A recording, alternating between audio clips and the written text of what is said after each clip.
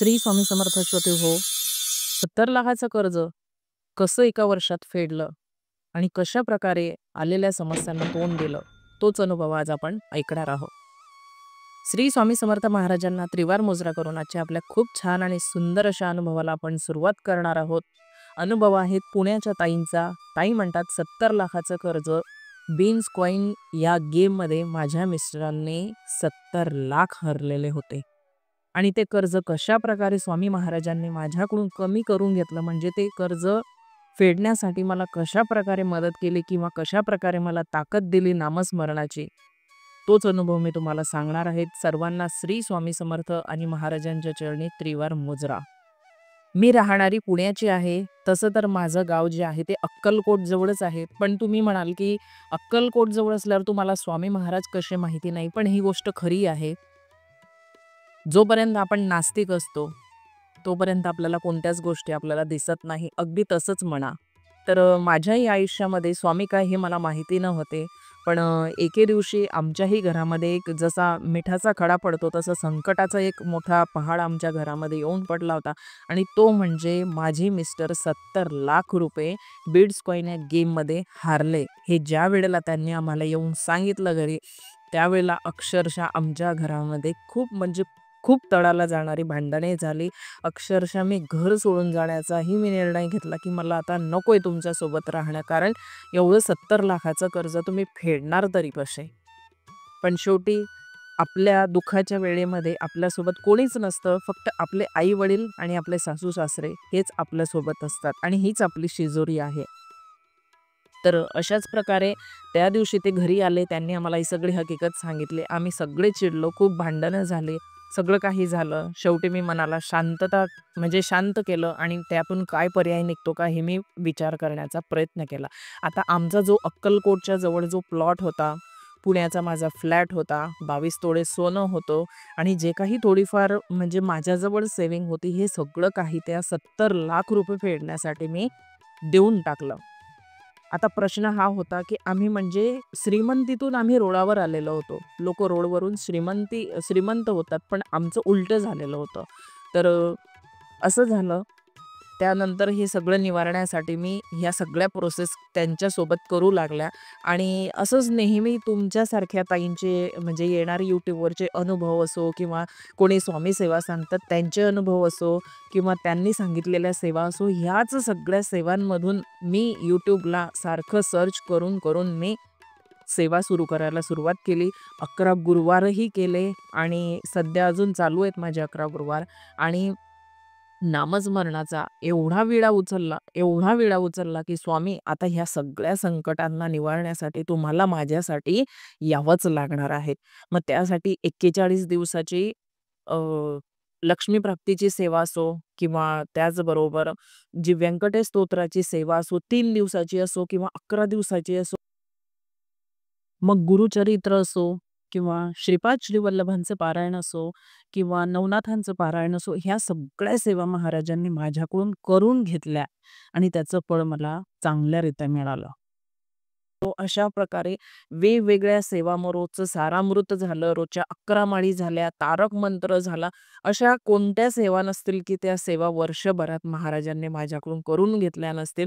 पण हो, मी एवढं नक्कीच सांगते की ज्यावेळेला श्रीमंत होतो त्यावेळेला अहंकार, घमंड हा आम्हाला दोघांनाही होता.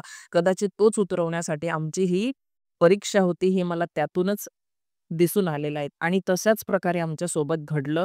आणि वर्षभरामध्ये महाराजांनी अगदी म्हणजे अचानक एके दिवशी असं झालं की कळसावरती ठेवलेलं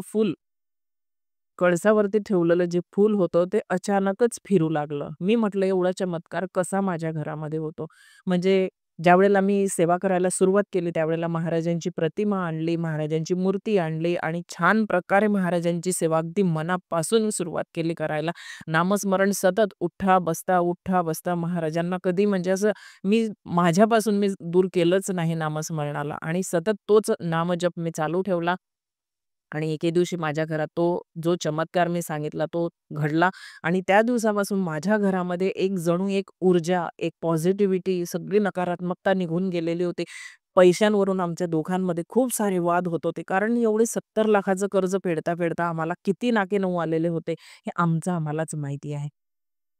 तर अशी परिस्थिती आल्यानंतर आपण खूप डगमगून जातो. पण खरंच महाराजांनी मला एक प्रकाश झोत म्हणतो ना आपण, त्या प्रकारे माझ्या आयुष्यात येऊन मला ह्या सगळ्यातून बाहेर काढलं आणि वर्षाच्या आतच मी म्हणजे ते सगळं कर्ज फेडण्यासाठी महाराजांनी मला उभं केलं, माझ्या मिस्टरांना उभं केलं आणि झालं असं की सगळं करता-करता मग आता राहायचं तरी कुठं म्हणून आम्ही पुन्हा नवीन दुसरा फ्लॅट घेण्याचा आम्ही विचार केला. कारण माझा राहता फ्लॅट हा मला 32 लाखाचा 33 लाखाची त्याची किंमत होती. तो मला 28 लाखामध्ये विकावा लागला होता.